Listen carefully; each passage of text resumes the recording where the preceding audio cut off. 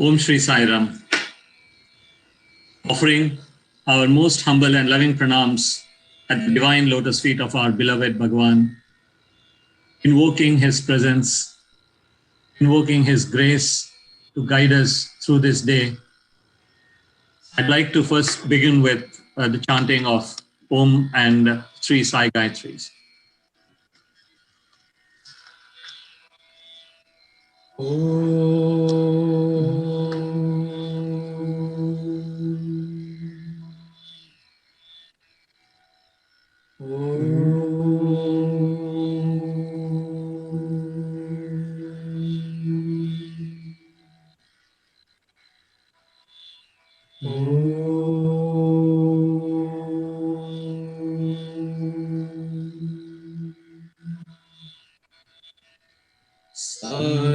Ishwaraya vidmahe Sathya devaya dhimahi Tanna sarva prachodayat.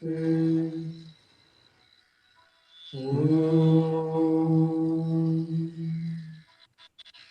Sai Ishwaraya vidmahe Satya devaya dhimahi Tanna sarva prachodayat. Om Sai Ishwaraya vidmahe Satya devaya dhimahi Tanna sarva prachodayat.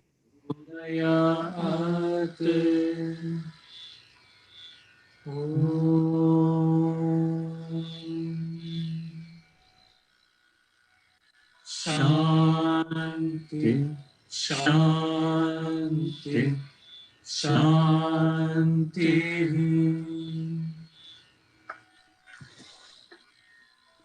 Sai Ram. Once again offering our loving pranams at the divine lotus feet. Respected elders, brothers and sisters, welcome to this special session on the Avatar Declaration Day. We are here to celebrate a significant event that happened on the 20th of October in 1940, the day when Swami told his family he did not belong to them any longer, that he had work to do and his devotees were waiting for him. And so we gratefully remember this day as the Avatar Declaration Day. They say that God comes down in a human form so that humans can be elevated to divinity. Swami has said very often in his discourses, Jantu Nam Narajanma Durlabham, which means that of all the living species on earth, to be born as a human being is the rarest of privileges. But we all know that even more blessed and privileged than just to be born as a human being is to be born as a contemporary of the Avatar. And even more blessed, those who have been given the opportunity to know that Avatar, to have interacted with that Avatar. And we have today amidst us two of those people who have been extremely blessed and fortunate to have been blessed by Swami. We're joined today by two brothers, Ravi and Sanjay, who were both born and raised in New York, the children of a very pious couple, late Sri GV Subba Rao Garu and Srimati Lakshmidevi Garu, grandchildren of the revered late Sri G Subramanya Sastry Garu, the person who was chosen by Swami to reveal the Sai Gayatri to the world. Brother Ravi joined Swami's college in 1981 and completed his master's degree in commerce in 1986. after which he joined as a faculty member in the Brindavan campus, where he worked from 86 to 92. In 1985, during Swami's 60th birthday celebrations, Brother Ravi was awarded the much coveted All-Rounders Gold Medal by Swami. During his stay in Puttaparthy and Brindavan, he was also permitted to take photographs of Swami and has an impressive collection of pictures of Swami, one of which I shared with you today. Brother Sanjay joined Swami's college in 1985 for an undergraduate degree in science, after which he did an MBA program as well. Swami also performed Brother Sanjay's thread ceremony back in 1981, and Sanjay received the gold medal from Swami for being the topper in MBA. In 1990, Swami decided to perform the marriage of the two brothers, himself chose the brides, planned the wedding, and as you can imagine, executed it in a grand way. The devatas, I'm sure, the gods and the demigods would have been present there for that beautiful and memorable occasion. The brothers are married to two sisters, Ahladini and Sumana, the daughters of Sri Satyamurthy Garu, who himself was a long-standing and ardent devotee of Swami, who served as the head of the Sathya Sai Trust of Andhra Pradesh. And later, at Swami's command, Brother Sanjay returned to the United States in 1991, and Brother Ravi came back in 92. They have been the recipients of immense love and grace of Swami. And today, they will share with us some of those experiences and their thoughts on the theme of Swami, the legacy of love and service. Brother Ravi and Sanjay, please share your thoughts with us. And thank you for joining us. And brothers and sisters, we will have to talk for about maybe 50 minutes. There is a provision for you to type in your questions on the YouTube chat, and we will take up some of those questions subject to time at the end of the talk. Over to you, Brother Ravi and Sanjay. Sai Ram.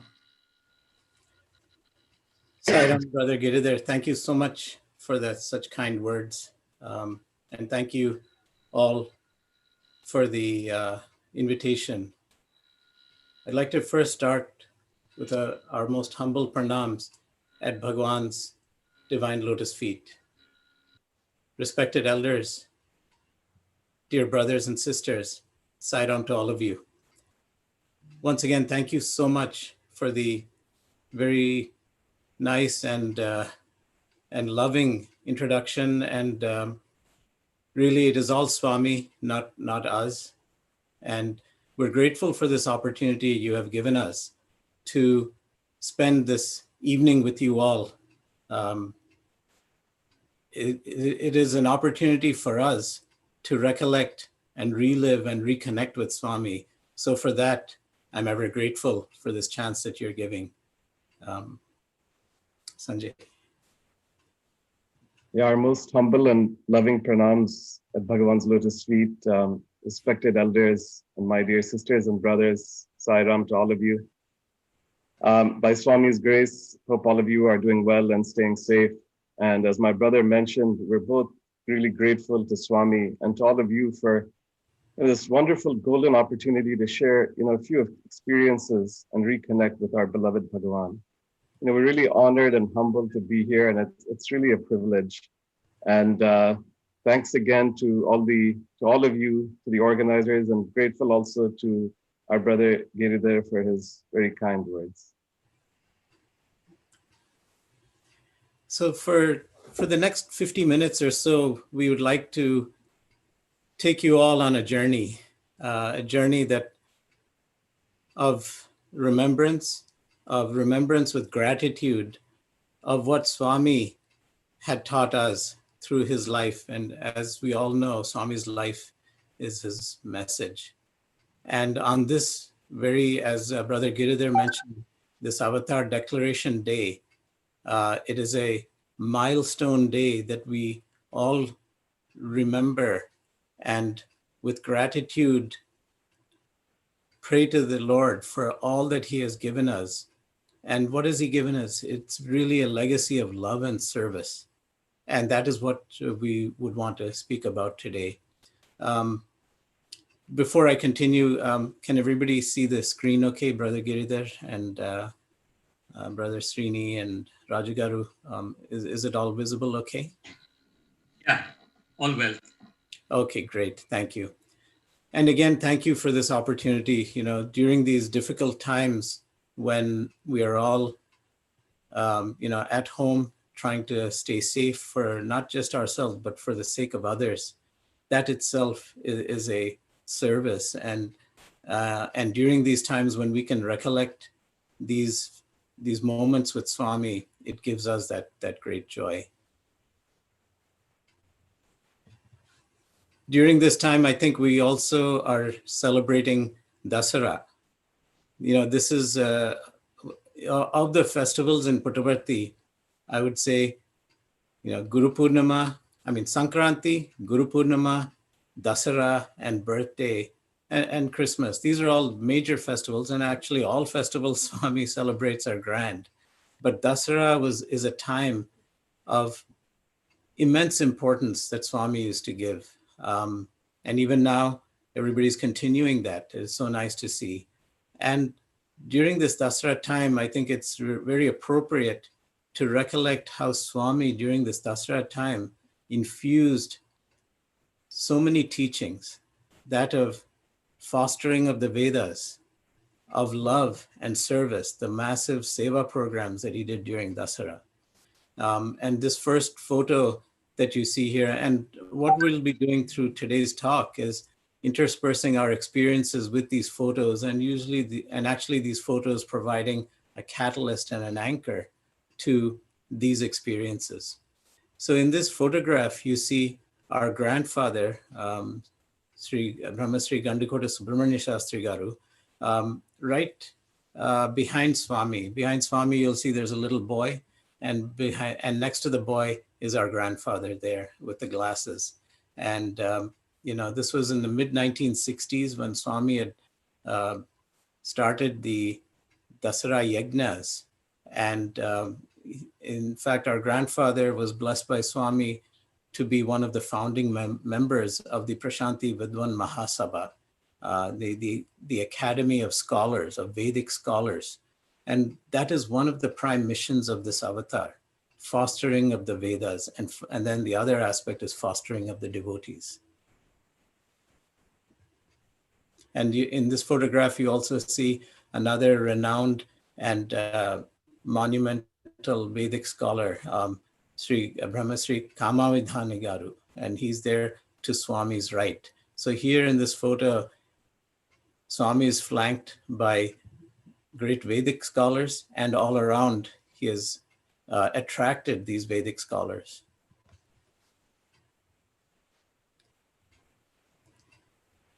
Sanjay.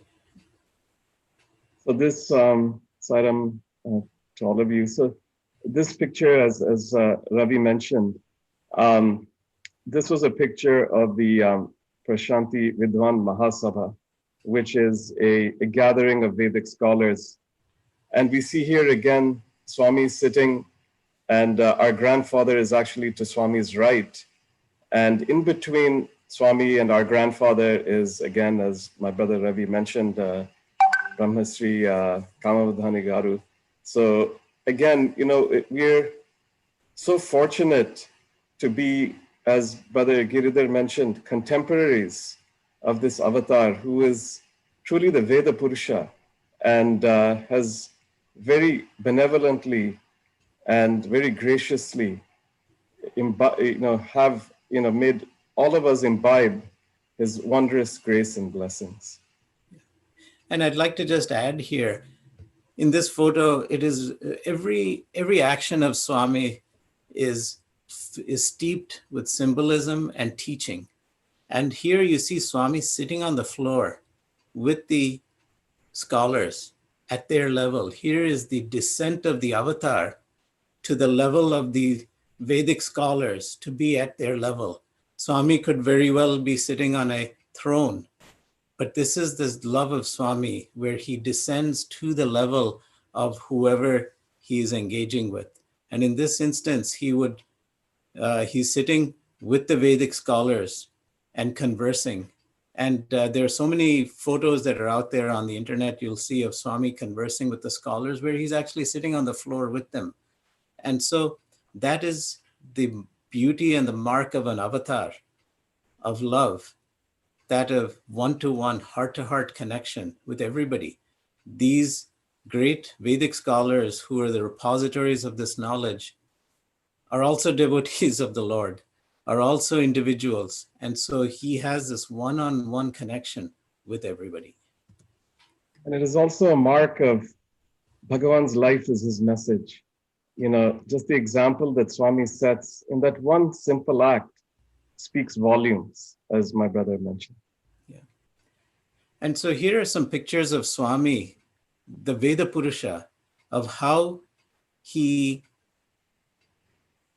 started, conducted, and completed these Dasara Yajnas that would go on for a number of days.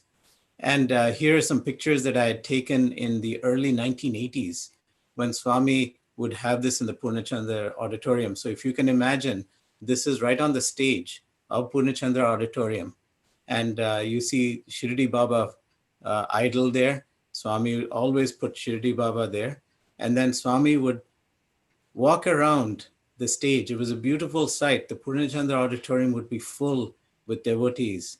And you would have Swami walking around while the yajna is going on, and he would be looking at the pandits, inspiring them. He would be helping them answer their queries, answer their questions. And you'll see at the bottom, Swami himself sitting there as the presiding deity of this yajna. I mean, what a fantastic sight that is. Here are some other pictures of the Purnahoti, the culmination of this, where Swami would create gems. He would create akshantalu, you know, the yellow, the turmeric covered rice. He would create all these, and he would bless the pandits by putting akshantalu, created akshantalu on his hand. And Sanjay and I would be sitting up front, and I remember zooming in with my camera. The olden days, it was film cameras, 35mm film with manual zoom.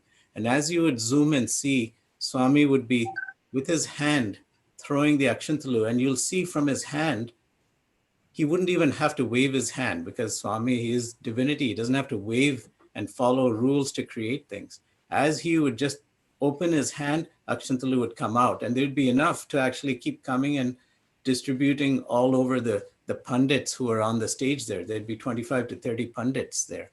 And here at the bottom, you see Swami sitting there in front of this sacred fire, the eternal fire. And I think in this context, Sanjay has a nice experience that I'll let him talk about here. Yes, no, as Brother Ravi mentioned, Ravi took photographs, and Swami was very kind in allowing me to take video of some of these events. And so both of us would be sitting with our cameras side by side, witnessing this, and we'd both be in awe because it was really an awe-inspiring sight. Just even both of us looking through our viewfinders, respectively, of a still camera and a video camera, you know, it was just a wonderful sight to behold.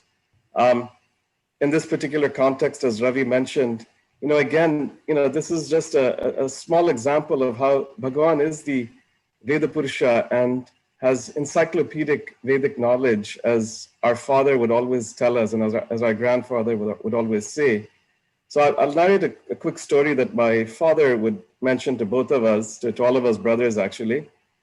You know, one time during, it wasn't this particular yajna, but it was a different yajna. They were actually, they set up the altar, And during the setup of the altar, two adepts, two pandits, actually had differences over the complex procedure of this sacrifice or yajna. As to the exact configuration of the sanctified bricks and the construction of the main altar. So, as it requires great precision in order to get the proper effect, the proper results, the fruit of the yajna. Everything has to be exactly aligned and perfect, and certain ritualistic formulae, both in the oral tradition, but also in terms of the construction of the altar and the setup.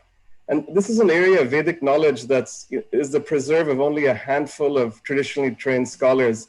We always read about these great yajnas that were done in the ancient times. And so that particular art and science and spiritual science, I would say, has diminished over the years.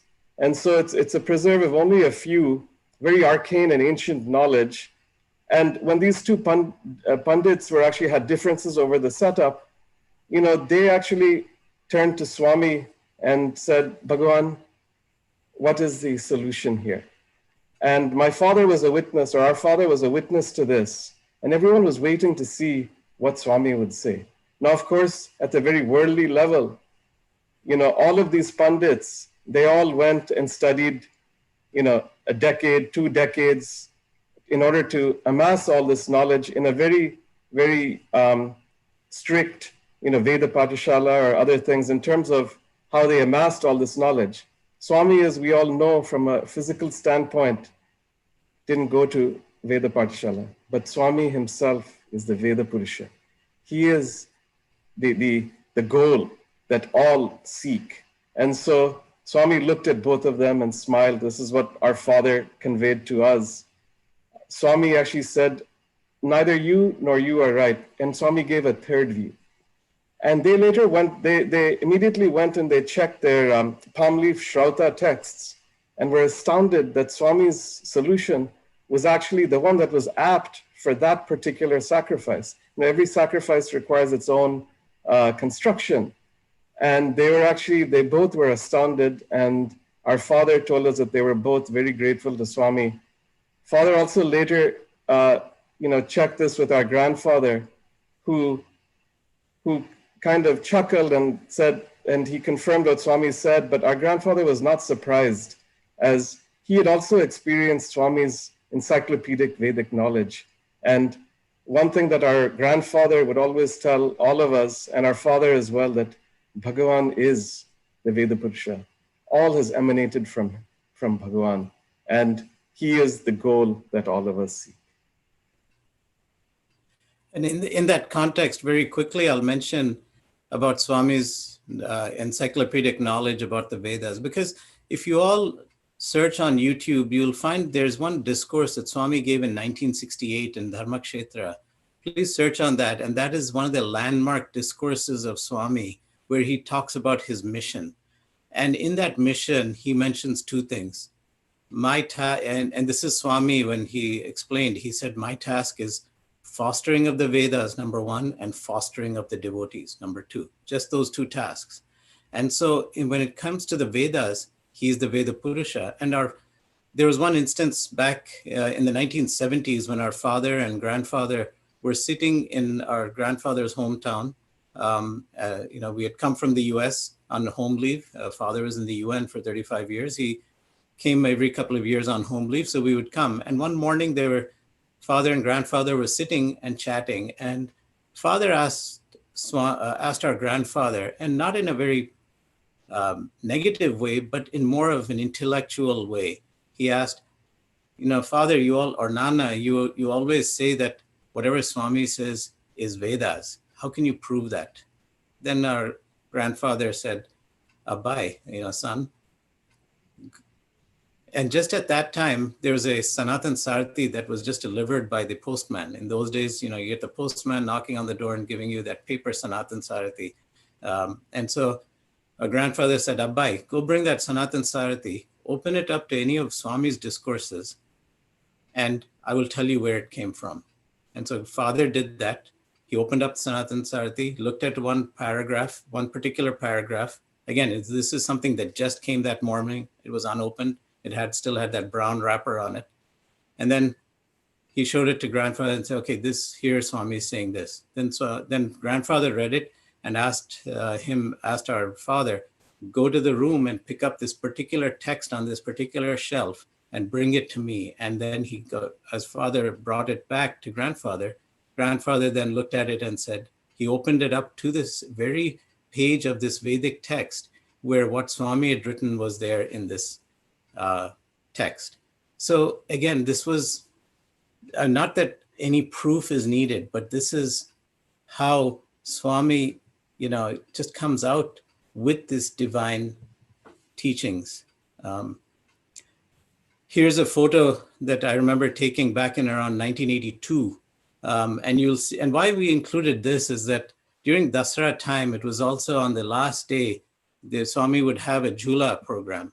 And in the Jula program, you'd have all these famous artists coming and singing, whether it's M.S. Subbulakshmi or P. Sushila or, a lot of different artists. And so Swami would sit on this beautiful throne, and we just wanted to share this as, the divine form of the Lord. And you could see in Swami's lips there, red stains, and that's pan stains. In those days, Swami used to eat pan. And so this is one of the old photos, rare photos where you still had Swami, he would have that pan stains. And I remember sometimes Sanjay, myself, and all the students, it was a great opportunity to somehow slip into the back of Purnachandra Auditorium and have the chance to push this swing from the back, the Jula. So these are fantastic times that we recall. So just to recap, Swami is really, he's come to as an avatar on this day when we recollect his avatarhood, his declaration. As Swami himself said, he's here to foster the Vedas. But then it's not just fostering the Vedas, it is also getting the meaning behind the Vedas. Now, a lot of Pandits can recite Vedas. Then you have some few Pandits who are Vedartha Pandits who understand the Vedas. Here, the Veda Purusha who, once you know something so well, you can summarize it. And here Swami quickly summarized the essence of all Vedas to all of us as love all, serve all, and help ever, hurt never. There's no greater teaching than this. And just one more thing about this is that about our grandfather, Sri G V Subramanya Sastry. He would, he of course was a Vedic scholar, but just a quick on how when he first saw Swami in the physical form. I think it was probably in the late 50s, early 60s. Around 58, 59. 58, 59.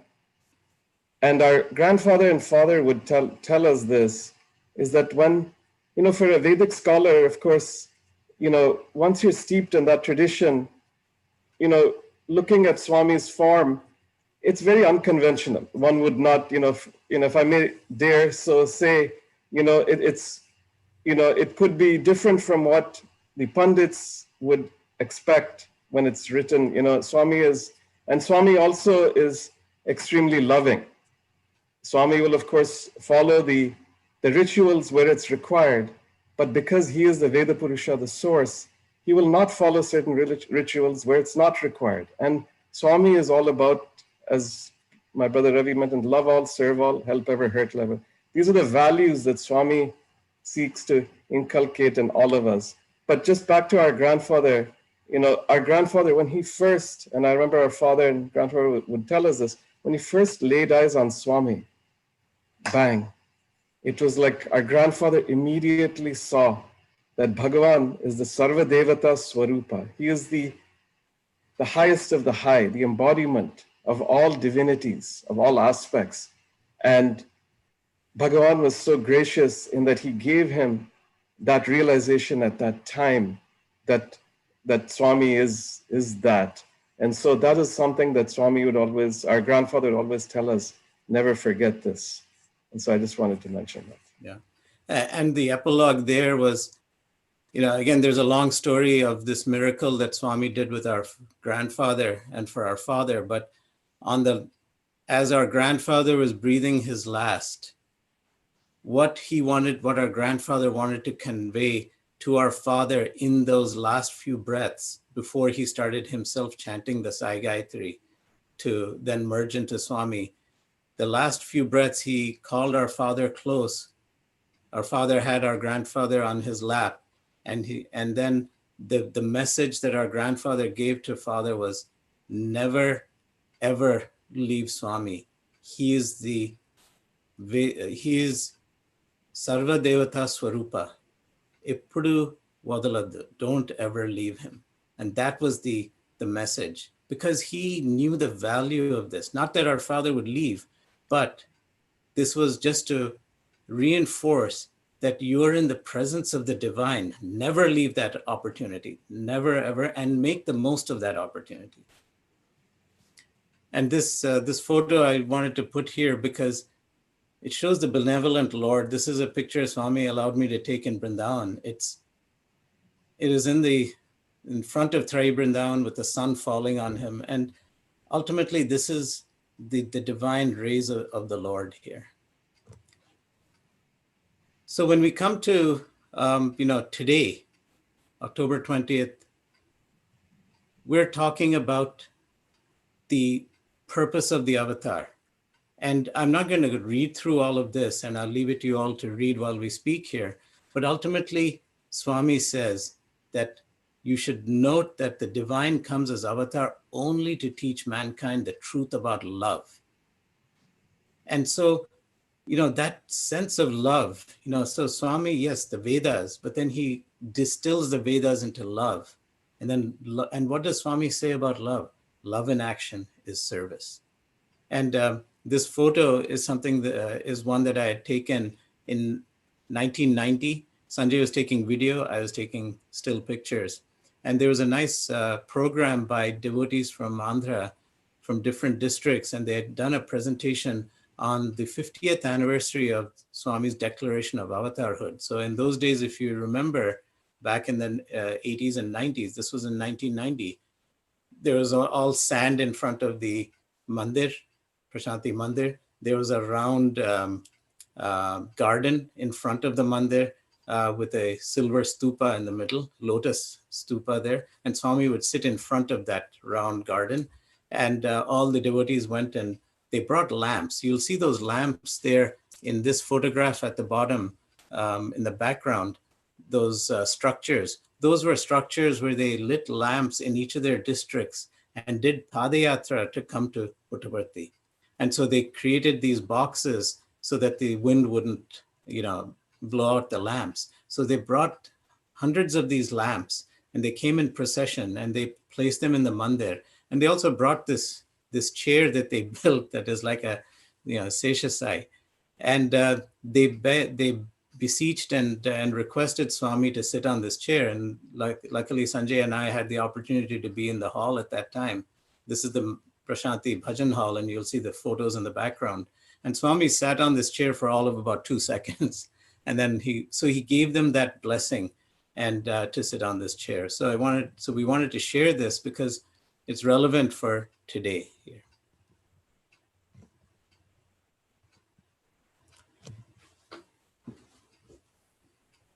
So this picture is continuing on the theme of the essence of the Vedas.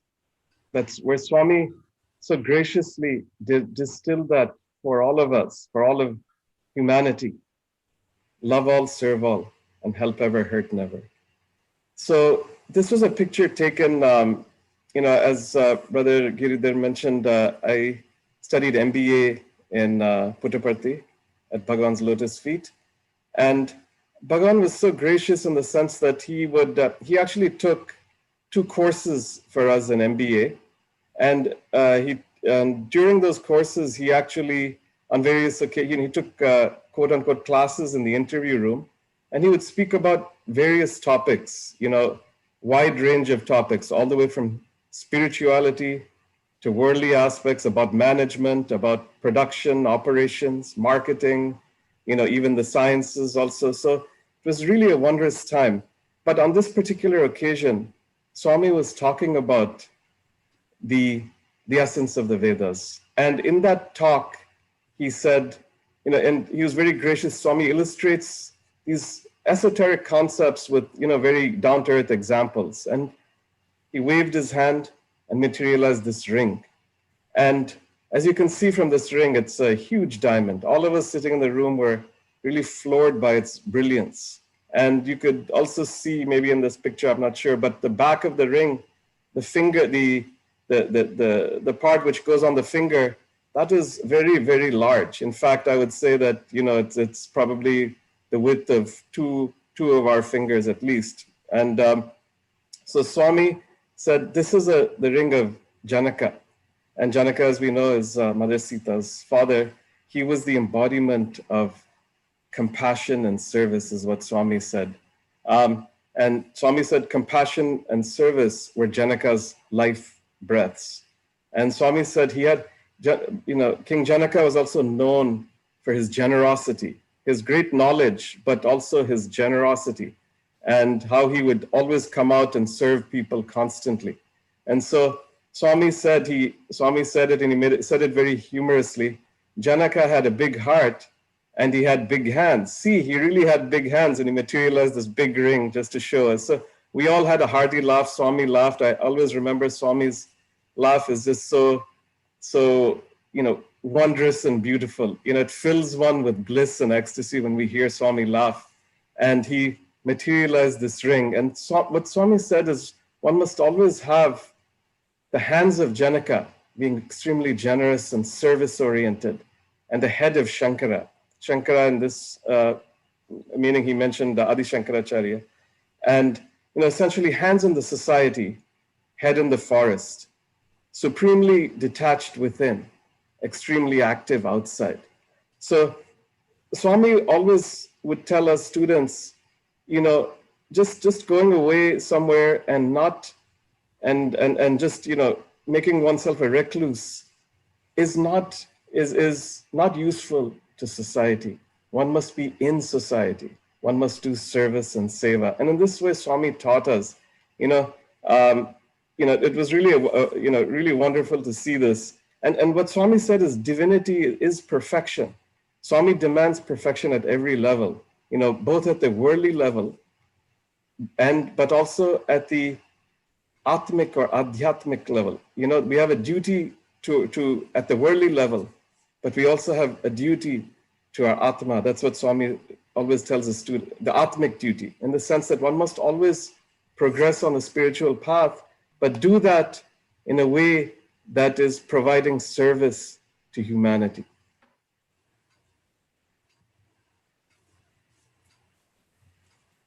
So this was another example of how Swami very eloquently and wondrously, was teaching all of us students. This was again on another occasion, another interview. Swami actually said a lot during both of these instances. In the interest of time, I'll keep it short, but one could speak about all of these for days and days on end. And there were a number of us in the room. If you ask each person, we weren't taking notes on a paper, we were just listening to Swami, but I'm sure if you ask each person in the room, they'll always have several takeaways. So they'll probably, if we aggregate all of those, it would be hundreds and hundreds of takeaways. But in this particular example, Swami was talking to us or speaking to us on various esoteric Vedantic and Upanishadic concepts. And what he also wanted to convey to us is it was also happened to be the time that it was just about the end of the session and everyone was going on vacation. And so one of the questions that came up in the room was, Swami, how do we implement, when we go out and we're on vacation, how do we implement your teachings, O Lord? Please instruct us. And Bhagawan is so gracious. And, as we all know, it's easy to be good in Puttaparthy, but when we go out, we're beset with all of these, our senses are impacted by so many different, things. And so how do we keep ourselves straight? And so keep ourselves honest, so to speak, as they say. So Bhagawan said, don't worry, I'll show you. And in this example, he actually gave us both a concretization of the Vedantic philosophy that he was teaching us about, but also on how we should handle the practical aspect of going on vacation. So Swami actually waved his hand and he materialized this photo. And I have the original here with me. And it's a representation of two Swamis. And Swami said, all of your MBA boys, when you go out into a factory or you're going on the job, as an MBA boy, you should not have ego. You should you shouldn't just go out there, give grandiose speeches, ordering people around and feel entitled because you have an MBA. No. Swami said, no. The first thing that you do when you go to a company and join a company is you must listen. Management by example. Swami said, Swami's life is his message, and Swami would often say, your life is my message. Meaning, if we can conduct ourselves in the way that Swami, being a true instrument of the Lord, that is what we pray to Swami for that, and that is what Swami always wills for us. So Swami said, you should not only speak, but listen. Listen to the people around you. See what needs and wants they have. And they may have a lot of knowledge on the factory floor. If a factory worker has been there 30 years and you're just joined as an MBA, but you're the manager there, that person has much more experience than you. Listen to it. And you will benefit, and that way you can benefit everyone around. Secondly, Swami said, you can't always oblige, but you can always speak obligingly. So here we have one Swami talking and one Swami listening. And the other thing Swami said is he introduced the concept of Dvaita and Advaita. And so on the one side, back to the question of what do we do in a situation? How do we conduct ourselves ideally? And Swami said, always think, just like this picture is with you, always think that Swami is standing right next to you. And that is, of course, and Swami said and I'll go on to this later, but he said, you should think, will Swami approve or disapprove of your actions? And if you're going to take an action and you visualize this, Swami said, you will always be making the right decision, the divine decision. That Swami is always with us, in us, and around us, and he will guide us. He gave, of course, all the devotees in all the discourses we've seen over all of these decades. Swami has always said, I'm always with you, in you, and around you. I will be there. I will guide you. Swami has given all of us that assurance. But as we say, we need to have eyes to see and ears to hear.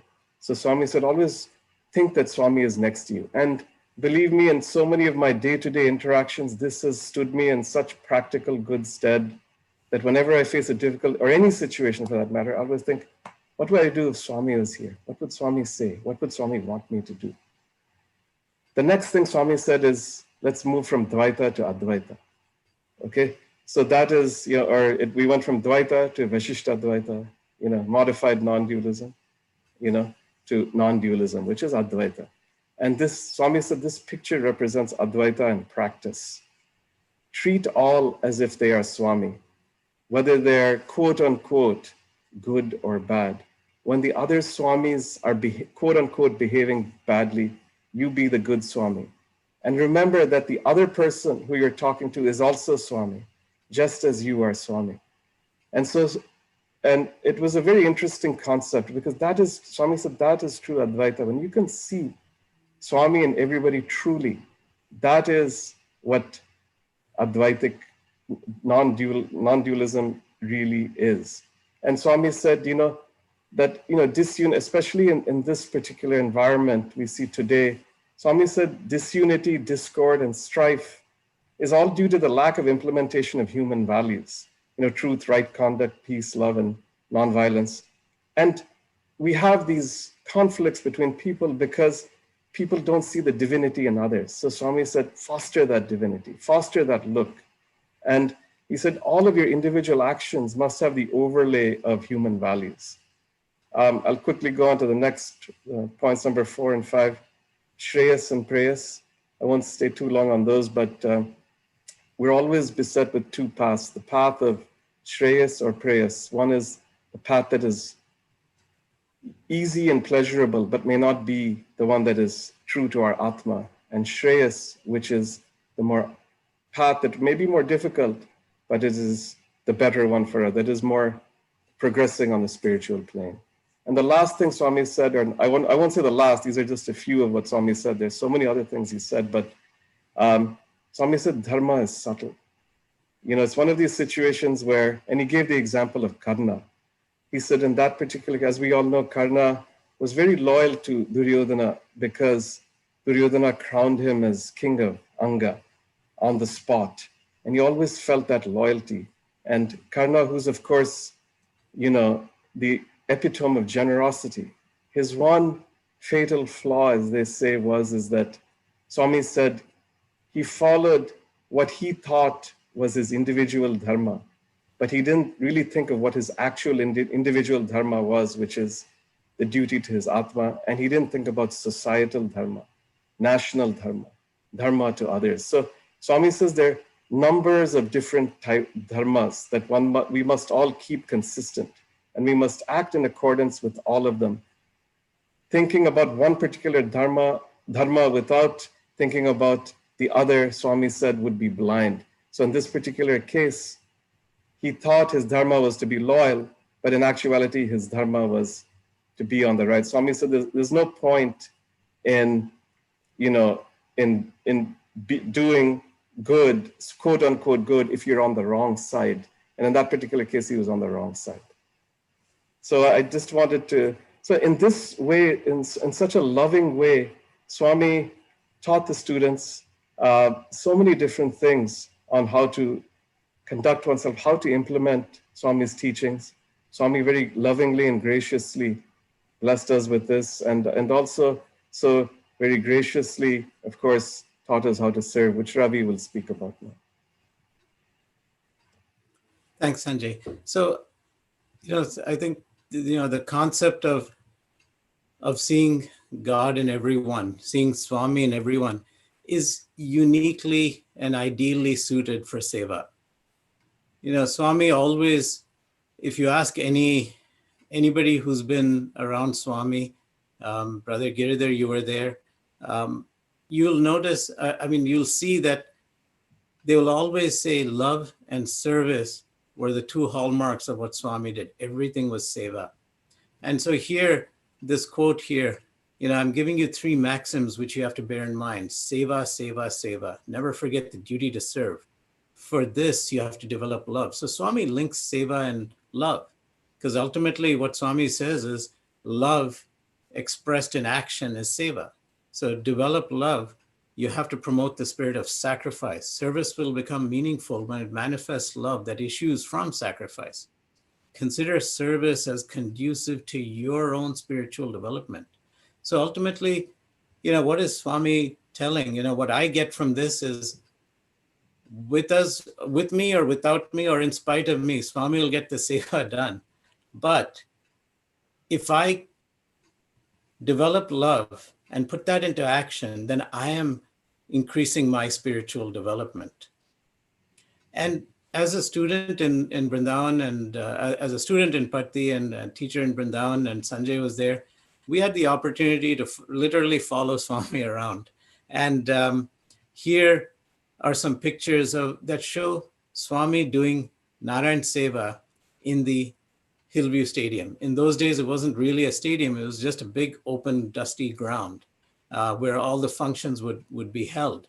And these pictures were around 60th birthday time. And during Dasara and during birthday times, Swami would be doing these massive seva.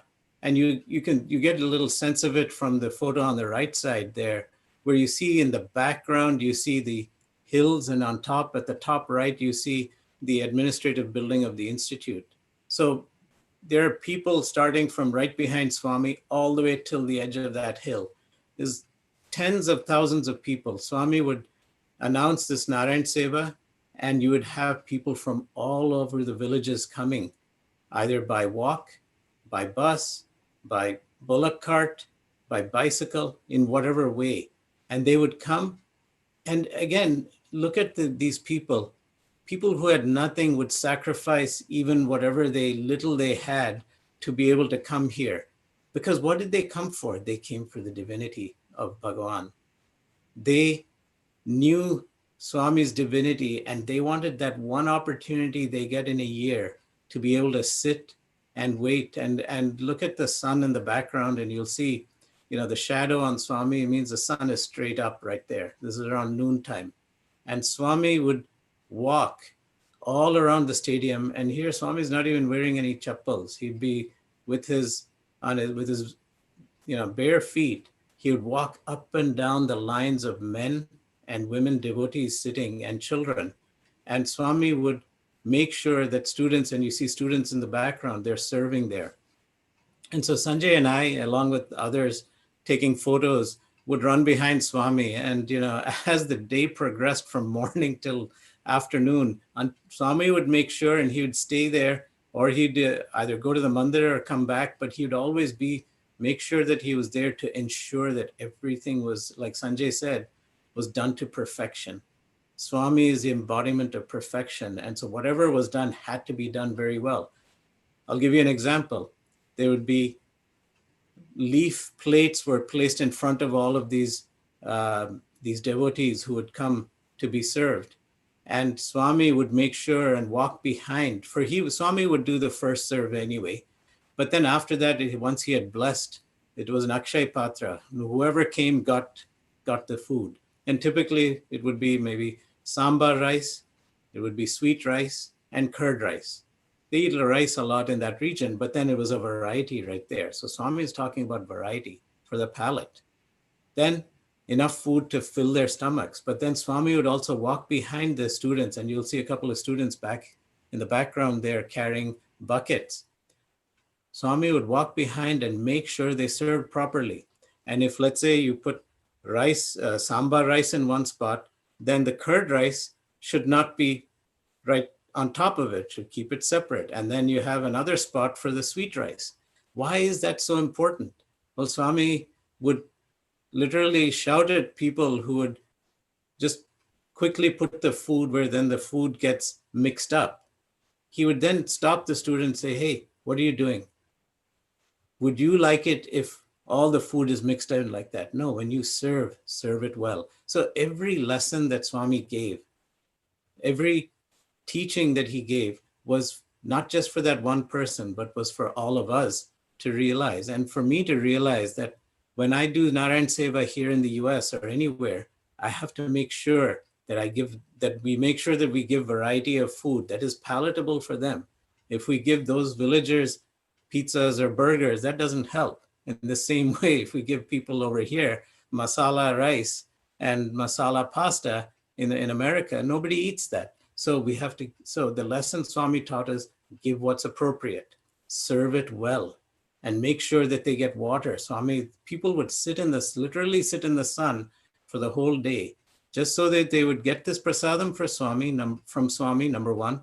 They would either get a dhoti or a sari, as the case may be, from Swami's hand, or blessed by Swami, and they would maybe get a chance for Pad Namaskar. Now, we saw how Swami's mandir, how big it is, right? You'd see Swami's Prashanti Mandir. It looks big, but most of it is a bhajan hall. When most of the other rooms are all, as they would call them in India, godowns. And we, as students, we would see literally gunny sacks full of items before Narayan Seva, 6 months before. So the gunny sacks of items would come, like saris, dhotis, because he'd be serving 50,000 people here. 25,000 dhotis, 25,000 saris, Swami would order. And they would all come, but Swami would check all of them to make sure they're good. So he checked that consignment that came. So it was always in accounting terms, first in, first out. He would just, whatever comes in, Swami would check it, then it would go out to another go down. Next thing would come to the mandir. Why, as Swami, as divinity, why would he have to do that? He can tell office bearers and others what to do. No, he is teaching us that when we serve, it has to be high quality, that we have to have attention to detail. And I'll give you an example here. So during the 60th birthday time, this was about 6 months before, around June, I was doing MCOM at that time, and there were about 10 of us in our class. And Swami had given our class the opportunity to go with Sevadal, some selected Sevadal leaders. And there was also the warden of our college, of the hostel.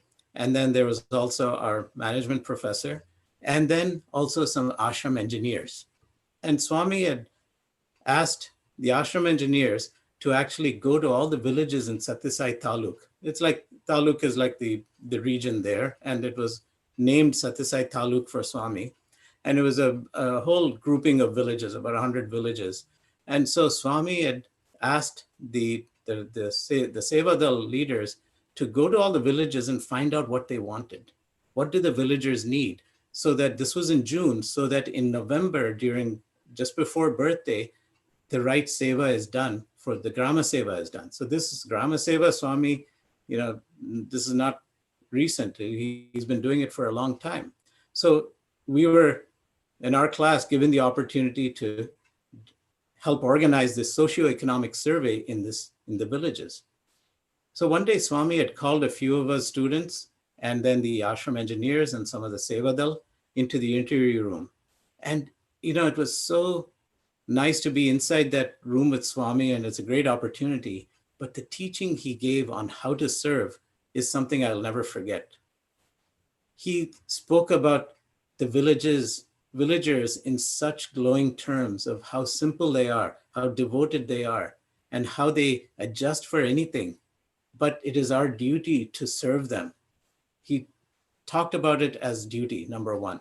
Number two, he explained, when you go to these villages, go with humility. That was the second lesson he taught. He said, don't think you're coming from Sai Baba and you're doing all of this great stuff. No, go to them. And he taught us how to be humble. He even himself showed us. He said, when you go to these villagers, fold your hands like this, bend down a little bit. Don't stand proud like this. Bend down and ask them lovingly, Amma, what do you need? Like that, he himself gave those words and said, this is how you ask. Then he said, find out what they need. But then he gave us a warning. He said, don't come back to the ashram without a list of what they need. Now, he repeated that numerous times. And again, we were sitting there wondering, well, why would people not tell what they need? And certainly we're going to write it down. And so what is the problem here? Why would Swami need to talk about it so often or mention it? But Swami was very insistent, don't come back without a list of items that they need. And so Swami gave us all these instructions, told us to go to the villages. And these were villages in those days in the 1980s. Some villages had no roads. Some villages were, but beside the hills. So you had to climb up the hills and down the hills to be able to get to those villages. Some villages we could go by jeep. Some villages we could go by bicycle, some by bus. But a lot of them we had to walk a good distance to get to those villages. So as we went into many of these villages, we were all wearing white and white, as you see all the people serving in the picture there. And this is, the uniform of Swami's students. And so we were all wearing white and white. And as we went to these villages that were very remote, people would see us and run away and close the doors. And we were wondering, why was that happening? We'd walk further into the village, and then slowly they would come out. And when they heard that we came from Puttaparthy, we came sent by Swami, that's it. The doors flung open and people came like a flood. Literally, I'm not exaggerating. They would come like a flood. And they would then surround all of us and they would just want to touch us. Imagine this. And we were so embarrassed. Why did they want to touch us? Because we came from Puttaparthy, number one, and that we may have had the opportunity to touch God. See their devotion that they had. We would ask these devotees, as Swami asked us, we were sent by Swami, what do you need? Swami asked us, he's going to do some seva here to build either a school or a road or give you a bore well or a temple or a mosque. And you know what the answer of these people was? We don't need anything. Swami has given us everything. These are villagers who lived in dusty villages, no roads, and there were thatched huts or were not very pakka buildings and no electricity. And yet they would walk miles for water. Yet what was their answer? Swami has given us everything. And we'd say, no, how can that be? You see your village, you don't have anything here. And they would say, no, come here. They would take us to a corner of the village where Swami, in the preceding, this was 1985, in the preceding 20 or 30 years, Swami had already come to their village at some point or had sent through somebody, either a Rama idol. In that area, Rama is a deity that they pray to, also, or a Mariamma idol. Mariamma is a goddess. Amma, she is the divine mother. And then, or Swami would have built a mosque. So it was as if Swami had already been there, and it was real. Swami had actually visited there. We ran into people who were Swami's classmates, that Swami would have come there so many times back and forth. And so this was what we learned at this point was why Swami told us, don't come back with a list.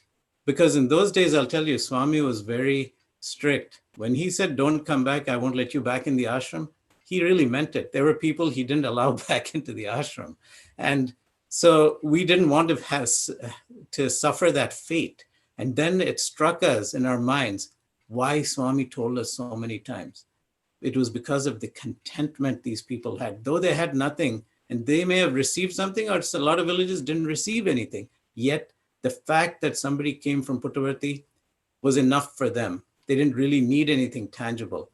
Then finally, after we literally begged and said, see, we cannot go back. So at least for our sake, please give us a list so we can then go back and give it to Swami.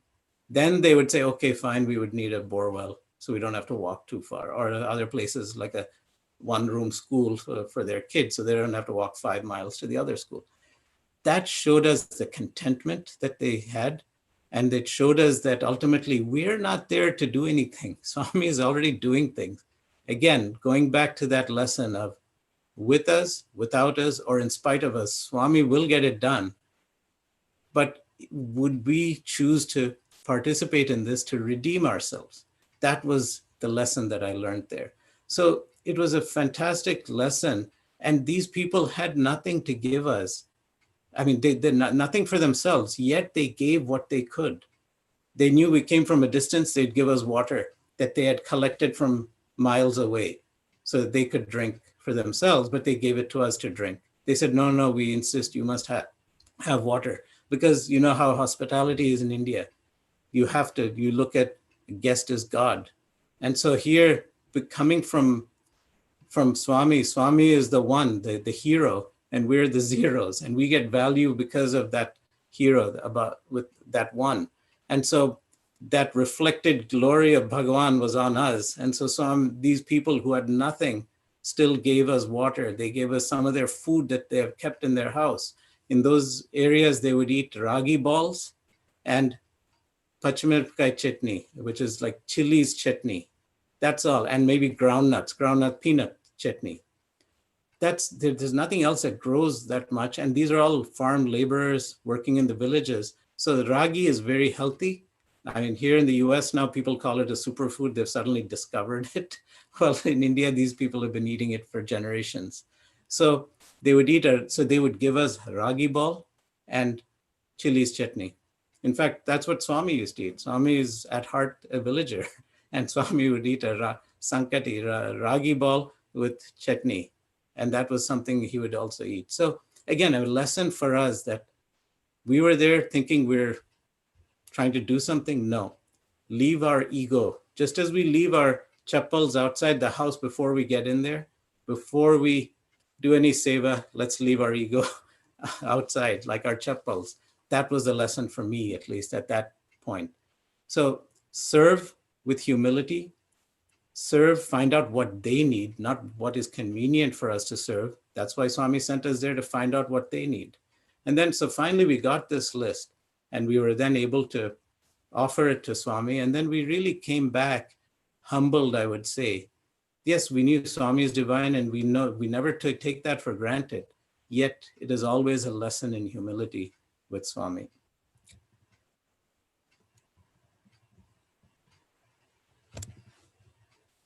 So really, how do we summarize all this? Really, ultimately, to help the helpless is the only way to please, follow, and reach him. And here's a photo of Swami sitting on the steps of Sri Brindavan. He used to sit there, listen to bhajans, conduct trust business there, talk to devotees, take care, do interviews sometimes on the steps there. Sanjay, if you have anything to add on the seva aspect. No, I think, as my brother Ravi mentioned, it was just wonderful to just observe Swami, because that, as Ravi said, observing Swami is an education. And, Swami would also tell us, when we serve, we're not serving others, but we're actually serving the God in ourselves, who is equally present in others. So that's the spirit from which Swami would always ask us to serve. It's just wonderful to hear that. I actually, I forgot to mention in my other talk about the picture, when Swami actually materialized, and this reason why I'm bringing it up is because it is another representation of Swami's love. When he waved his hand, he actually materialized pictures for our entire class. So we had about 28, 30 boys there, plus a couple of teachers. And Swami materialized that many pictures and fanned through them in a stack and handed them out. So, all of my classmates, as well as our professors, actually have a copy of have these photos that Swami materialized. And Swami handed out all of them, but there was one left in his hand. And he looked at all of us and said, "Oh, you must be thinking that Swami made a mistake." No. This photo is for a boy who's in the hostel, who's sick, and this photo is for him. So look at Swami in the midst of all of this. Swami is thinking about a boy in the hostel who is sick, who apparently didn't come for darshan a couple of times because he was having fever, stomach upset, and other things. And Swami gave that photo to one of the teachers to actually give to that boy. So look at Swami. Swami is the Divine Mother. And that was a great, great example to all of us there in the room, saying, look at this, in the midst of all this, Swami is the Lord of the universe. But Swami is also exhibits the love of that of a million mothers. And, that was a wonderful thing that we learned from that. Ravi, I know you mentioned that the villagers closed the doors when they saw you. Yeah, you should mention why they did that, or why they thought that. Oh, yeah, good point. Yeah, I was getting so involved in it, I forgot to mention why. So they were thinking, when we came dressed in white and white into the villages, they thought we're all politicians. They thought we're coming for votes, because in those areas, in the villages, politicians turn up only when it's time for votes, when they want something. They promise a lot, deliver nothing. And so that is a reputation. So, and all the politicians, what do they wear? They wear white and white there. And so they thought we were politicians, and they did not want to engage with politicians at all. So they closed the doors. But when they heard we came from Puttaparthy, we came from Swami, again, Swami is the one and we're the zeros. When they heard, that's it, the doors opened and they came running. It was such a heartwarming things to see. And that simple love, these are devotees who have known Swami since the time Swami was a child. I'll relate this experience of one lady we know, Channamma. She's a Dobi in Puttaparthy, and she was working in our parents' house. And even now we know her and talk to her and meet her when we go to Puttaparthy. She served our grandfather and she served our parents. And she comes from a Dobi family that has been serving Swami since the 1940s. And so and so she's in her 80s now. So she was a child running around Swami in the 40s and 50s. And she used to tell this experience of how, this is the simplicity that they had, that one-to-one love with Swami and no pretenses at all and no ego.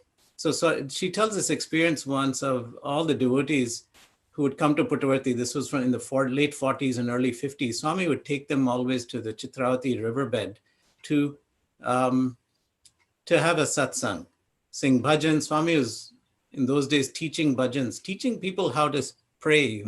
So he would teach people bhajans and he would sing himself. He would have other people sing. He'd talk about spirituality, talk about family issues. And then he would ask them, what do you want? What idol do you want? And Swami would take out from the sands of Chitravati an idol that whoever wanted Krishna or Rama or whatever, Swami would take out. So this lady, Channamma, would tell us that, after Swami finished with all the devotees who came from outside, he would ask the little children who'd also be sitting there and tugging at Swami's robe, what do you want? And so she would say, see, we were so simple that we didn't want moksha, we didn't want anything. We were little kids. And all we wanted, somebody wanted a pencil for school or an eraser or something. And some of us wanted sweets. So she said, I always like jalebi because we never get jalebi. It's only we have to go to a fair in some other village to buy it. And that too, it's maybe once a year, once in 2 years. So she asked for jalebi. And so Swami would, it seems, put his hand into a mound of sand and take out a fresh hot jalebi and give it to her. And this is Swami's love for these simple people who are his devotees in all the villages. And this is not just one instance. It was many instances like this. And, I had this, this crazy thought in my mind. So when Channamma recounted this, I asked, so Channamma, was there sand particles on the jalebi? See how my mind works. And she said, no, it was hot, warm, and no sand on it. And so naturally, if the Lord can create jalebi out from sand, why would he leave a few sand particles on it, sticking to the jalebi? So anyway, going back to these are the villagers who lived with Swami, grew up with Swami. And yes, they don't wear pants and shirts. They don't wear fancy clothes, but they're the ones who Swami had such a heart-to-heart connection with. And even whenever they came to Puttaparthy, and our father used to talk to these villagers and find out where they came from. He wanted to know the life of the avatar through these people. And so they would say they came from such and such village that was 20, 30 kilometers away, but they came walking because they didn't have money for anything. I remember back in the 80s, men would earn 15 rupees a day, women would earn 10 rupees a day, or maybe it was less, 10 or 5. So there was always a gap between men and women, and it was also very less. It was just subsistence living. But yet these people, when they came for Narayan Seva that Swami announced for Dasara or birthday time, or they came to get darshan of Swami, they would forego food, they would forego their livelihood, not just for themselves, food for themselves, but for their family, just so that they could have that divine darshan. So it was easy for me to get on a flight from here and fly to India and take a taxi and turn up in Puttaparthy. That's nothing compared to these people living 30 kilometers away that I would jump in a car and do, but they would walk and come, or come in a bullock cart all that way.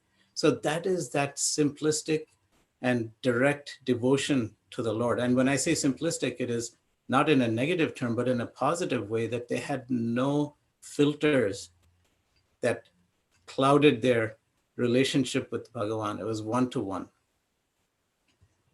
Yeah, I think as Ravi mentioned, Ravi, I'm sure you remember Swami would always say that, the poor, they live a life of surrender. They pray to the Lord for their next meal, and they leave everything to God. They leave everything to Swami. Their entire life is challenging, but, they always think of Swami. And, the devotion of the affluent or the wealthy, it pales in comparison because they incur a small loss and they blame God. Swami would often say in the discourses also that, these people had this devotion and simplicity. I mean, look at them. They really don't have at the physical level much, they pray for their next meal and leave everything to Swami. That is the ultimate devotion and surrender. Yeah. And why we're talking about this so much is, look at this statement on screen. It says, to help the helpless is the only way to please, follow, and reach him. So it is really the helpless, those that need it the most. They're the ones doing seva. My doing things for my family and others, that is not seva. I mean, sometimes we think seva is, okay, whatever we help people in the house and others. No, that's our duty. It is my duty. It is something I'm bound to do. But seva is when there is to somebody who has no relation to us and we get nothing from them, but we get so much more. We get spiritual development.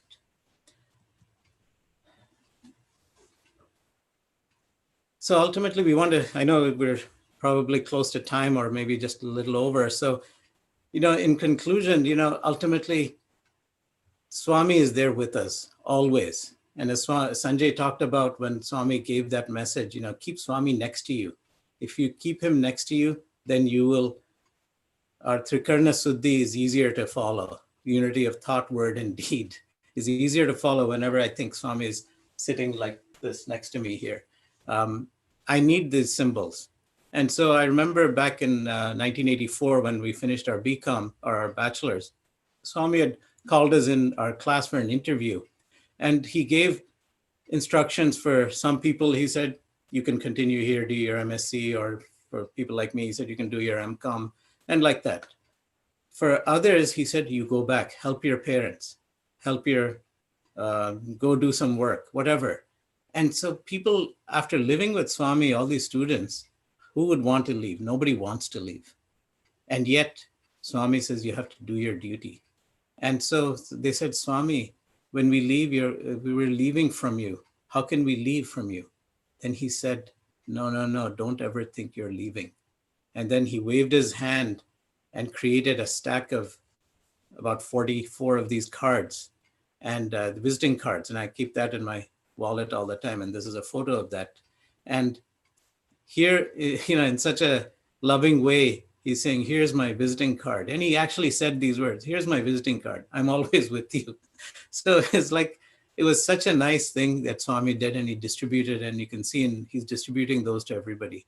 So I wanted to end with this, that Swami is always with us. It's not just because he gave the visiting card.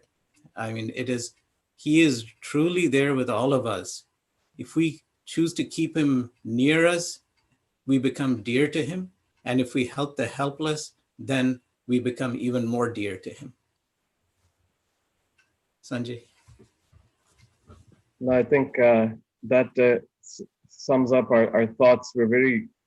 First, we have this slide here. Ravi took this picture. It's time to move on. So I think we've already troubled all of you, taken a lot of your time, but we're just very grateful to all of you, grateful to Swami, first and foremost, grateful to all of you for giving us this wonderful opportunity to reminisce and recollect about our beloved Lord. And we pray always to be Bhagawan's worthy instrument, always worthy of Bhagawan's infinite grace. Ravi, I don't know. Yeah, and just to echo what Sanjay said, we're very grateful for this golden opportunity you have given us. Just as when we do seva, we benefit from it. By us, for you all to give us this opportunity and this patient hearing, we're very grateful, because I can speak for Sanjay when I say that whenever we speak like this, these flood of memories come back. And these are cherished memories that are so heartwarming that I relive those times with Swami that I always cherish and always look forward to. And so thank you so much, all of you, for this golden opportunity. And as the photo here, as the note says, time to move on. Little background on why it's time to move on. So Swami there is checking his watch. Now, do you see his watch there? There's no watch, actually. So Swami was actually chiding the students, saying, hey, why are you all late coming from college and you didn't come here for darshan? Devotees are waiting. See, then he lifted his sleeve of the robe and said, see, I don't have any watch, yet I'm always on time. And that was Swami. Swami is not just on time, he's always early for everything. So again, thank you, Jai Sai Ram. Jai Sai Ram.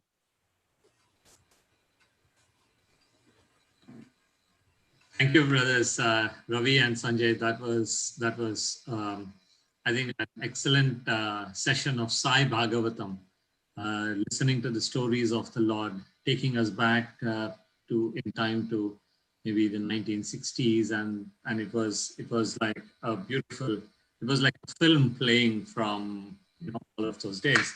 I just wanted to ask you two. I've received two questions, and interestingly, both of them relate to Sai Gayatri. I know that your grandfather was very blessed and fortunate to be the instrument of Swami to reveal the Sai Gayatri to the world. So, so the question number one is, can you tell us a little bit about, how it happened? Maybe, I don't know, the circumstances or something about the Sai Gayatri, because all of us keep chanting this one every day.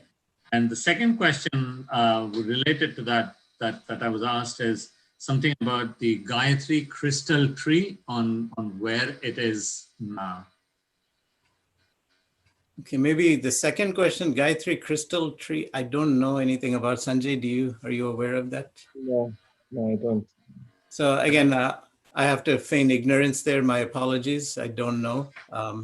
And also I must say, I am not though my grandfather was a great Vedartha Pandit, and my grandfather and our father was a Vedic, he also studied in a Veda Pathshala. I must say I don't carry any of that Vedic knowledge, so you'd have to excuse me. My knowledge is through the experience of Bhagawan. But certainly we do want to talk about, the revelation of the Sai Gayatri. And in fact, just in case we ended the presentation here, but thinking that if we do have time, and so it was fortuitous that you actually asked, and we did keep a few slides ready just in case this question does come up. So, and maybe I'll start off, and Sanjay, you jump in also. As you all would know, Swami actually revealed the Sai Gayatri to our grandfather back on 1977, Christmas Eve, December 24th. So we were in the US, living in the US, our parents and Sanjay and myself and our brothers.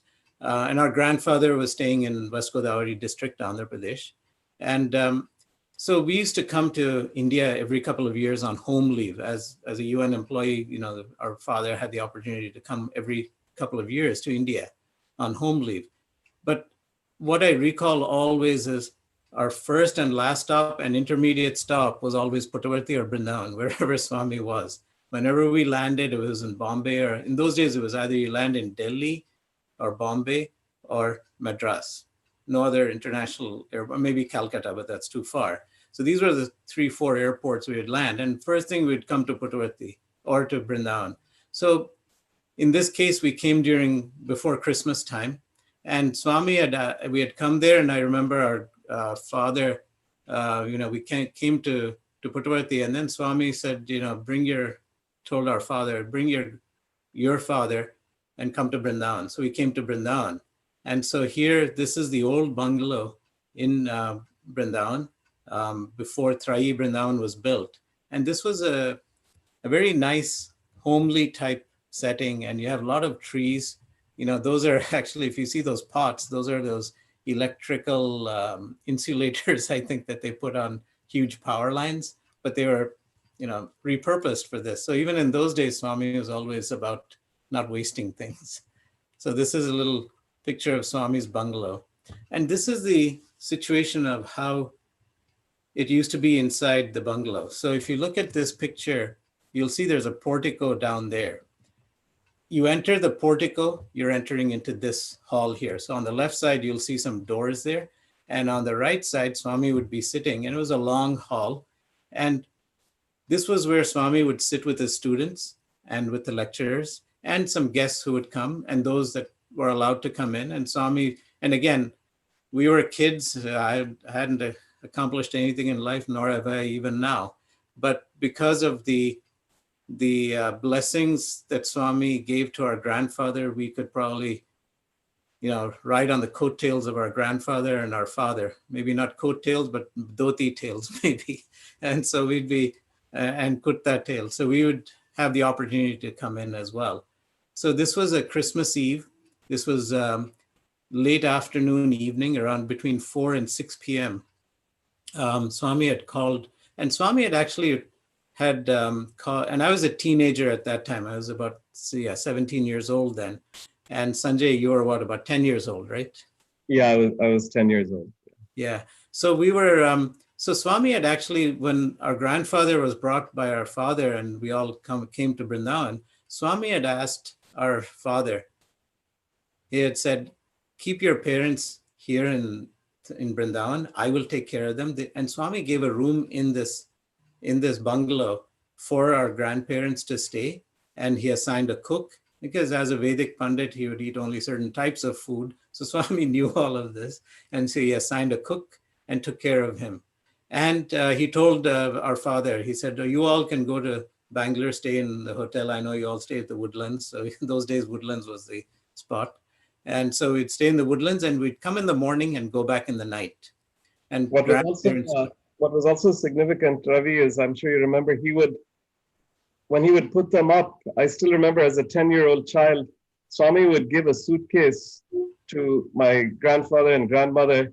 And inside that suitcase would be, the basic articles that they needed for stay in his. So look at Swami, who's a consummate host. He would have a dhoti and kurta and, upper garment for my grandfather. He would have things like a soap in a soap box with toothpaste and toothbrush, and then there'd be a sari and for my grandmother and all that. So it was wonderful to see that. As a 2-year-old child, I still remember that. No, great point, Sanjay. And that was, again, a lesson for all, that when you take care of people, take care of them fully. And so here Swami was taking care. So again, coming back to that evening, it was a very nice, cool evening in Brindavan. December times in Brindavan in those days, now with pollution and trees being cut, it's a little different. But in those days, it was really a garden city. It was rural area, beautiful, cool breeze. Evenings would get a little chilly, actually. And Swami had, called all the students into this hall, and we were all sitting there. And as guests, we would sit a little further back. And Swami would talk to the guests and all of that. Then he looked at our grandfather and said, Subramanya Sastry.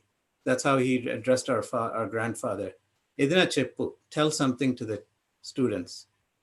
And then one thing I always recall with our grandfather is he always told us, as an explanation and also as a teaching to us, never ask Swami anything.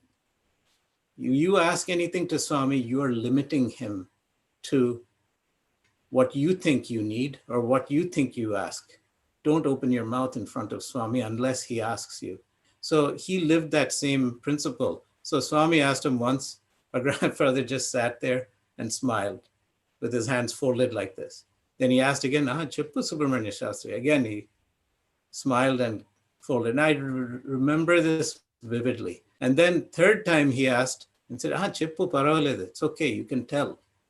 Then he started talking about some Vedic subjects, which unfortunately I have no knowledge of or recollection of, so you have to pardon me there.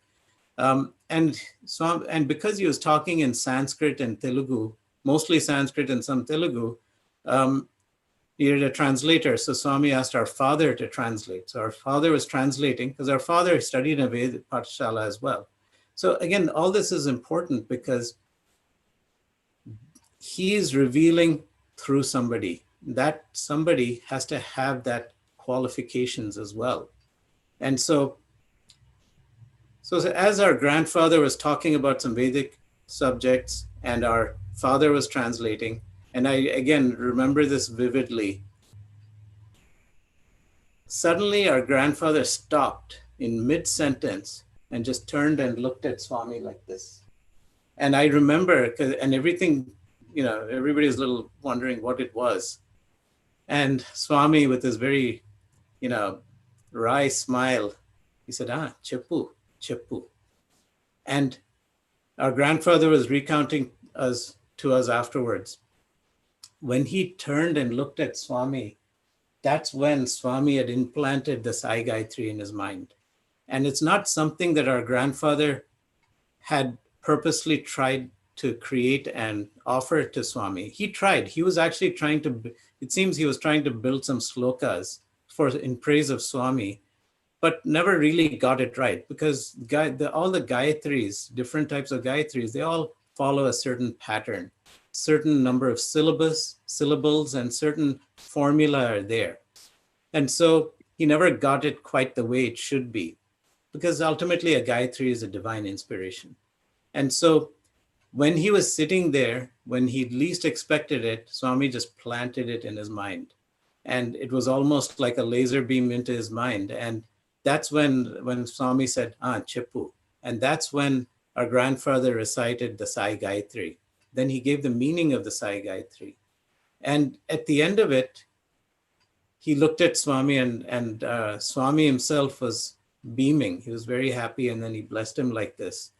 Then our grandfather asked something that normally he wouldn't ask. But again, what he asked was more of a Vedic formula aspect. He said, Swami, you are the deity. You are Veda Purusha. You are the Veda Swarupa. You are divinity. And you are the deity that this Gayatri is addressed to, the Sai Gayatri. So can I be, because he said that every Gayatri has to have a deity, a formula, and a rishi. And so the formula was taken care of by Swami, and deity is Swami himself. And so the vessel in this case was grandfather. And so then grandfather asked, and he didn't ask from a selfish standpoint. Certainly, who would not want to be associated with it, but he asked from a formulaic standpoint. He asked, for every Gayatri, there has to be a rishi. And he stopped with that. And then Swami himself said, for this Sai Gayatri, you are the rishi. And so again, it's not just for the individual, but it is for society. And for society, it has to follow certain principles. For people to not everybody may have that implicit faith, but when they know that it follows a certain pattern, they are drawn to the divinity then. Then they experience the divine. Not that they never understood Swami, but it's a way of attracting people. You stick to the formula, you get people who are intellectually oriented towards Swami. You have karma yogis who just do seva and that's enough for them, and they connect with Swami that way. You have bhakti yoga, those who just chant and sing, that is great. But in this case, you have intellectuals, you have the Vedic Pandits, and for other Pandits to accept something, you need to follow certain things. Not that Swami needs to follow anything, but he makes it easy, I would say, for others to follow by doing this. And so afterwards, we were sitting in his room and asking, and so he said, this is how it happened. And Sanjay, if I missed anything, I don't know. No, that's exactly right. And this is again, I was 10 years old, but just the power of that moment was so striking that even as a 10-year-old, I still remember it this day. It was just a wondrous experience. And as my brother Ravi mentioned, for every mantra, there needs to be a receptacle to receive such a mantra. And the receptacle has to be well-versed, obviously.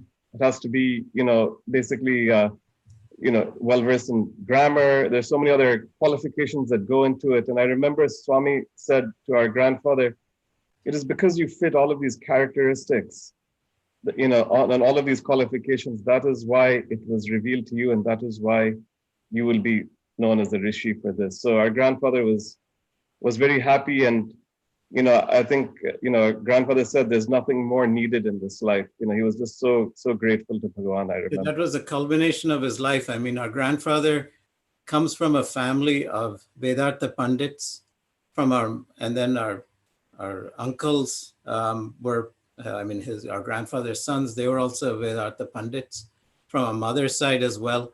And then he was in the Asthana, our grandfather was Asthana Pandit of Maharaja Vijayanagaram court for many years. and then he retired. So he was, and we're not saying this because he's our grandfather, but literally he was a renowned Vedic scholar in India. And a lot of people would come, and even once he retired and lived in a small town in Andhra, in West Godavari, in Tanuku, we would still see, whenever we came to visit, we'd see groups of pundits coming and sitting with him just to learn. And that's how it was. So like Sanjay was mentioning, being a receptacle, all these years of his training, Vedic learning, was a culmination to get to this one point of sitting next to Swami in that room at that time to be revealed. And I think the lesson for all of us is, yes, maybe I should have learned Vedas too, but I never picked it up. That is my failing. But the lesson I draw from that is, if I'm doing seva in Swami's name, I better be prepared and be a good receptacle, in the sense that if I'm going to deal with people in the name of the Satsai organization, I should do it with love and humility and service. I should research who are the recipients of this seva. So I have to do my homework, basically. That's what I took from this. Sorry for this long answer, but went into this whole experience, a flood of memories came. No, thank you very much. I think we are indeed very blessed to be able to almost relive that crucial moment of when Swami revealed the Sai Gayatri for all of our benefit through a very learned and blessed person, your grandfather. Sorry to interrupt. This is a picture of our grandfather with Swami there.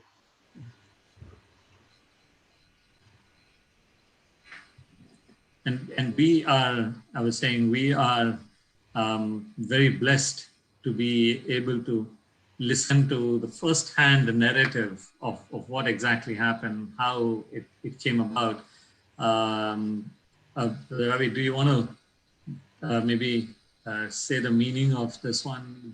So here the Sai Gayatri mantra is there, and the meaning you all know. And this picture is very significant. So back in the early 60s, when our grandfather used to come to Puttaparthy pretty regularly, Swami created this photo. This is actually a small photograph. It's about the size of like those small calendars of Swami you keep in our pockets, that size. And he created this in one of his chats with our grandfather and said, "This is my true form." And so you see the Shivalinga and Swami in there, and then you have Shirdi on top. So this is the representation. And this particular photograph is, I think, with our uncle right now, right? Or is it with Aryama, I think? Yeah, it might be with our elder brother, Aryama. So this is a photograph he created back in early 60s of the true form. And so I think you may have seen it elsewhere, but this is that picture. Yeah. Sanjay, anything else to add? No, that's exactly. And, as Ravi said, and I'll claim ignorance as well, not well versed in any of this at all. But all I can, again, it's we're very blessed to be there at the time.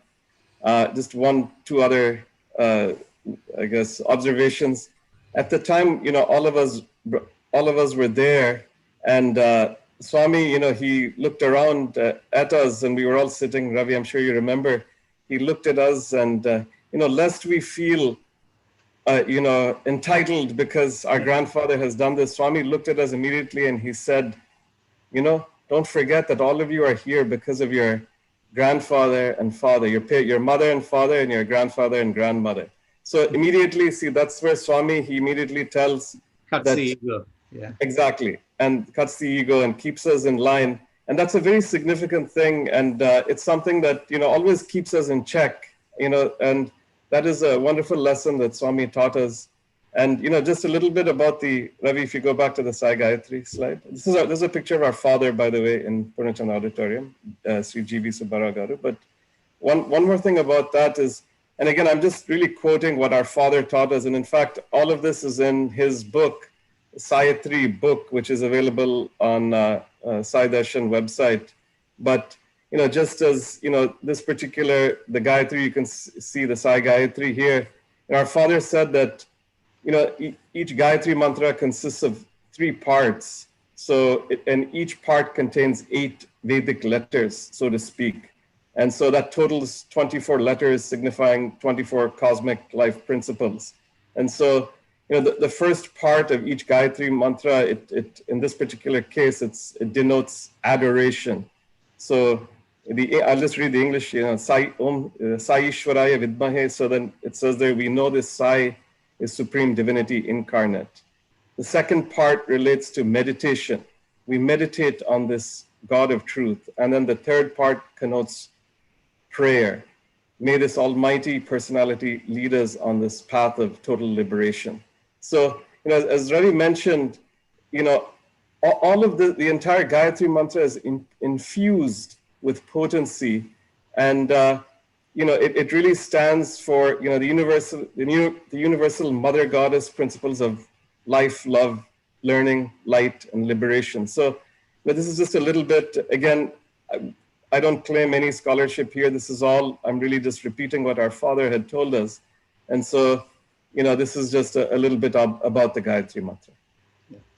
And not to take too much more time, but I think it's relevant that Swami, once asked our, and so just to talk about a little bit of our father here, here's a picture of our father sitting with Swami. Swami asked him to come sit next to him while watching some drama, and they were chatting, and this is such a beautiful picture somebody had taken.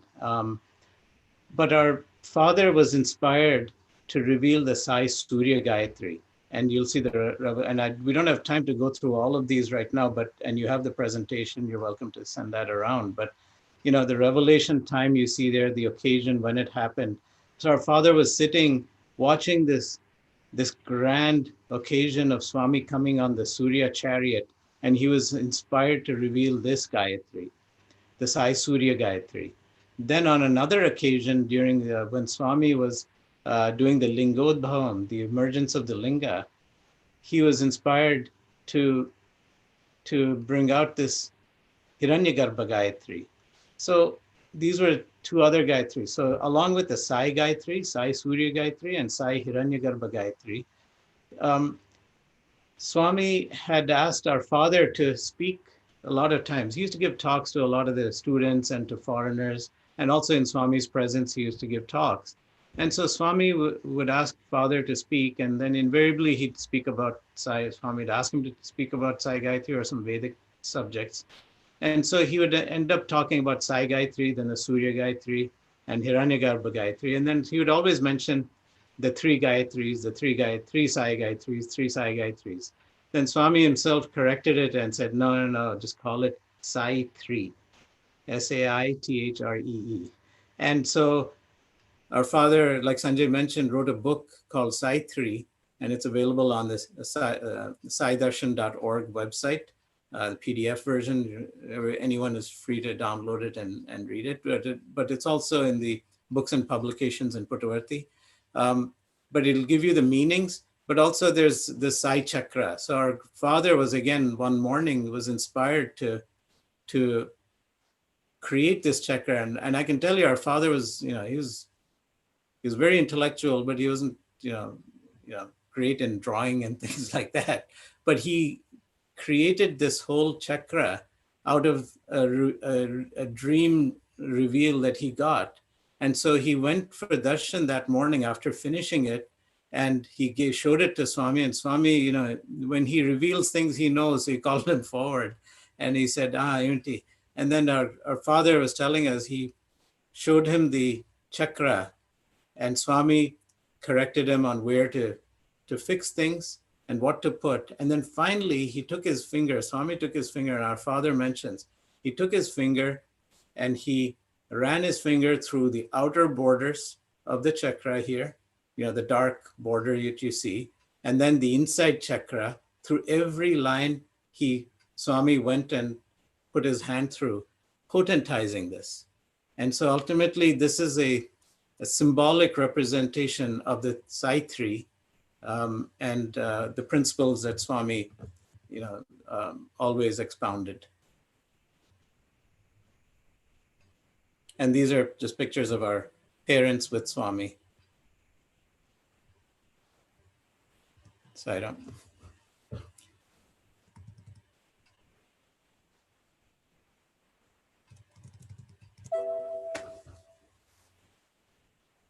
Sorry, we took more of your time, and No.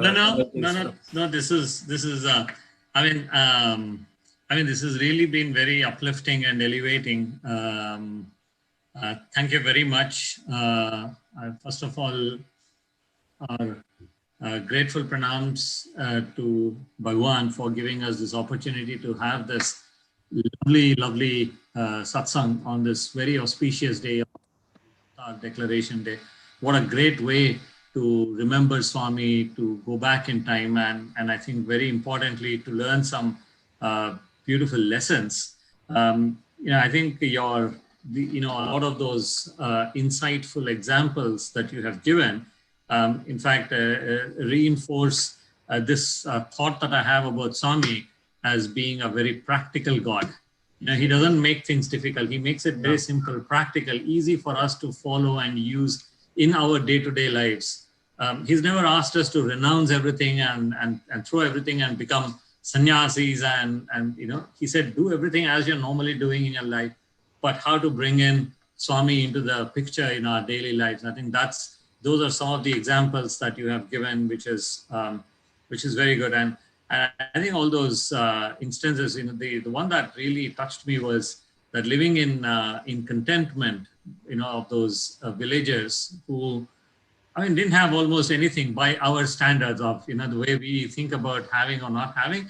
They didn't have anything, and yet when you ask them, what do you want? He said, nothing. Swami has given everything to us. And you ask one of us, despite having so much, we would say we will have a list of things that we don't have. So I think that's been a beautiful lesson. I think the other important thing you mentioned was Swami will get the work done with us or without us or in spite of us. And I think that's again a very, very beautiful lesson for us to be grateful to Swami for. If we have the opportunity to be instruments of his in any form or shape, we should just be grateful rather than be proud or become egoistic about it. And overall, and finally, I think the message that your grandfather gave to your father about don't ever leave Swami, hold on to his lotus feet, I think that's a lesson and a message that is absolutely true and applicable to each one of us today and forever will remain applicable. So, with that, I would like to thank every one of you who took the time to join in and to participate in this lovely journey, spiritual journey, uplifting journey of going with Swami through our brothers Ravi and Sanjay. Brothers Ravi and Sanjay, I don't have words to thank you for really filling our hearts, and of course we want more, but thank you very much for taking this time. We will now end with the Samasta Loka Sukhino Bhavantu. We will just say that, and with Om Shanti.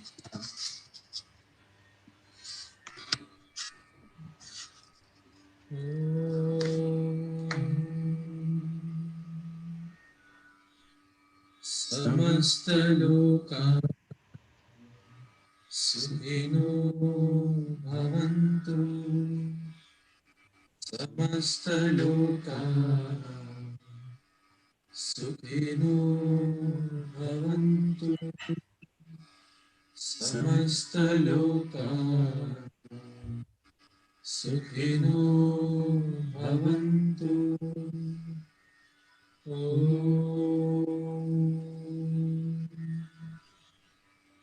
Shanti, Shanti, Shanti.